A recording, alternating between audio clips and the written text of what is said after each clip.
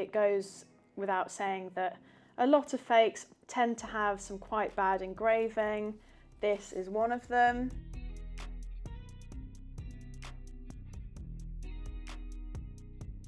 We're just going to have a look at some fake Van Cleef Arpels Alhambra necklaces. The reason being, there are so many of these coming onto the market, and some of them are really, really convincing.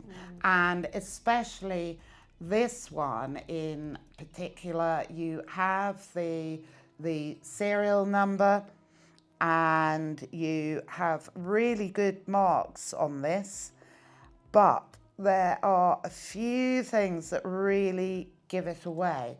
Firstly, it's the mark on the catch.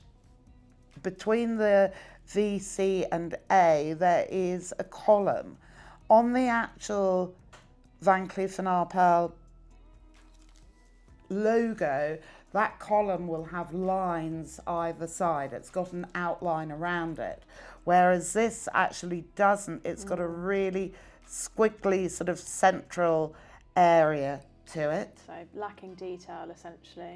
Absolutely. And the other thing that we spotted on this one is the chain is just slightly too short, because these are manufactured to a specification. That wouldn't happen. And then the last detail is the mold lines, which you can see at the end here of where the mold has been put together. And that is something that you wouldn't find on the real thing, because it is a premier brand, and therefore their making is, their manufacture is of really high standard. Higher standard, yeah. This one, not quite as convincing. It goes without saying that a lot of fakes tend to have some quite bad engraving. This is one of them.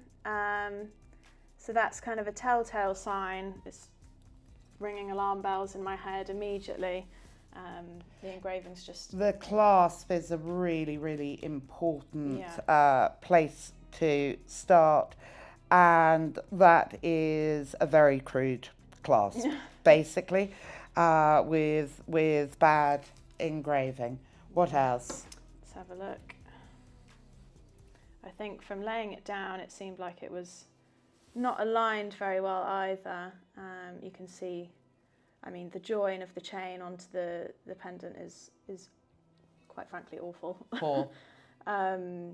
Very, very obvious. It's got a lot of texture going on around those areas, which you wouldn't see in a fine piece of jewellery. Absolutely. So those are the telltale signs that you're really looking at. You're looking at the clasp, you're looking at the logo, very much same with the Cartier pieces that we looked at the other day. You're looking at the specification as well, the length of the model of the necklace that you're looking at, and you're making sure that everything sort of matches up together, and that is telling the difference between the real thing and the fakes.